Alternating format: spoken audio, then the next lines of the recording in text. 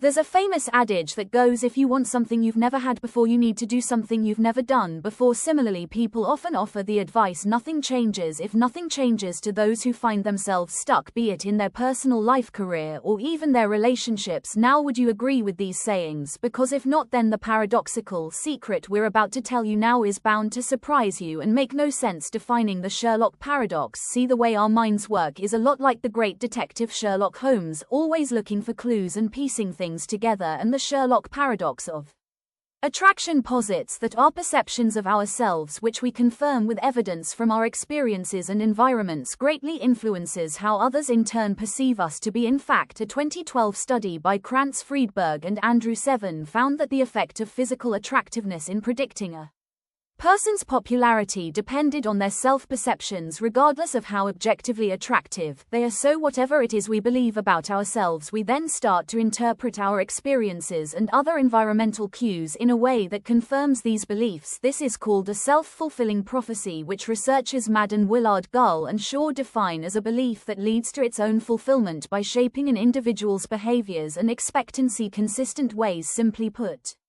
this means that even if we believe something about ourselves, it isn't true. We make it come true by thinking and acting as if it already is. A very good example of this and how it relates to our relationship and romantic attractiveness is the idea of contingent self-esteem, or CSE for short, first studied by researchers Niebusch, Conveyo, and Cook in 2008. CSE is a core component of our self-perceptions based on external factors such as popularity, romantic success, the approval of others, and how we think we compare to those around us. Like most of our beliefs, CSE is often formed in our childhood. Our early experiences teach us what to think of ourselves based on how other people treat us. If they like us and we have a lot of friends, we might get the idea that we're wanted, attractive, or well liked. If they reject, criticize, or abandon us, however, then it'll form this belief in us that we're not enough, or that something is wrong with us. Then once we have this belief about ourselves, be it positive or negative, we then begin to behave in ways that are aligned with these beliefs, only making them stronger over time. Say, for example, you have a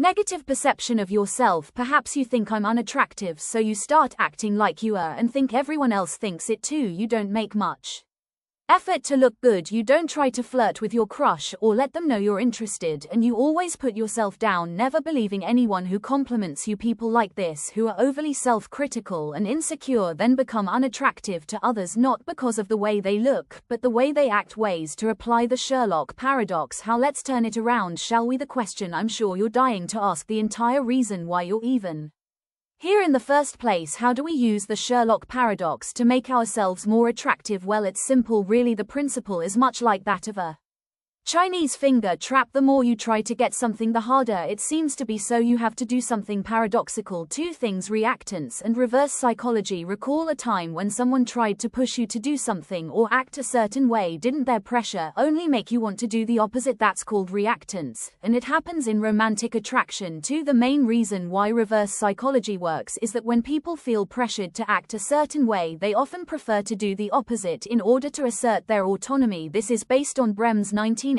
reactance theory. So to answer your question, there are two paradoxical ways to attract your crush. First is to act in a way that's the opposite of what you want, and second is to make yourself more attracted simply by believing it. Some concrete examples include giving them space when you want to get closer to them, showing them that you're okay, who is spending less time together, showing a willingness to be less physically close or intimate when you actually want to be more physically affectionate, making less of an effort to woo them and get their attention, thereby making yourself seem more secure and sure of yourself. The most important of all, planting a belief that you are attractive and that your crush would be lucky to have you. Then look for signs that point to yes and act accordingly to strengthen this belief and make it come true. So what are some ways you plan to start applying this paradoxical secret to attracting your crush? Remember, nothing in life is possible if we don't first think it possible. Confidence is key to attractiveness, and a strong sense of self-confidence starts with a simple belief.